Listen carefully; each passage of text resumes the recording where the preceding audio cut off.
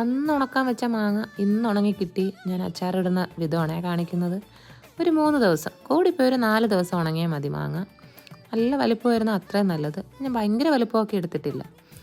അപ്പോൾ കുറച്ച് മല്ലി എടുത്ത് വറുത്ത് മാറ്റിയിട്ടുണ്ട്, കുറച്ച് മുളകും എടുത്ത് വറുത്ത് മാറ്റിയിട്ടുണ്ട്.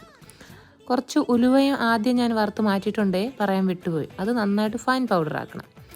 അപ്പോൾ മല്ലിയും മുളകും ക്രഷ് ചെയ്തെടുത്താൽ മതിയാവും, ഒരുപാട് ഫൈൻ ആക്കണ്ട. അപ്പോൾ നല്ലെണ്ണ നല്ലൊരു ഇരുമ്പ് ചട്ടിയിൽ ചൂടായതിന് ശേഷം കടുകിട്ട് പൊട്ടിച്ചതിന് ശേഷം നമ്മൾ ഉണക്കി വെച്ച മാങ്ങ എല്ലാം ഇട്ട് കൊടുത്ത് നമുക്ക് നന്നായിട്ടൊന്ന് മിക്സ് ചെയ്തെടുക്കാം. ഈ അച്ചാർ എൻ്റെ വാപ്പുമ്മയുടെ മാത്രം സ്പെഷ്യലാണ് കേട്ടോ. ഞാൻ ഫുള്ള് വീഡിയോ മുന്നേ ഒരു വർഷത്തിന് മുന്നേ ഇട്ടിട്ടുണ്ട്, ജസ്റ്റ് ഒന്ന് കയറി നോക്കണേ. അപ്പോൾ നമ്മൾ തയ്യാറാക്കി വെച്ച കൂട്ടൊക്കെ ഇട്ട് കൊടുത്ത് അല്പം വെള്ളം ഒഴിച്ച് വേണം ഇതൊന്ന് കുക്ക് ചെയ്തെടുക്കാൻ. ഫ്ലെയിം ലോ ആക്കി വെക്കുക, കാണാൻ പറ്റുന്നുണ്ടല്ലോ അല്ലേ.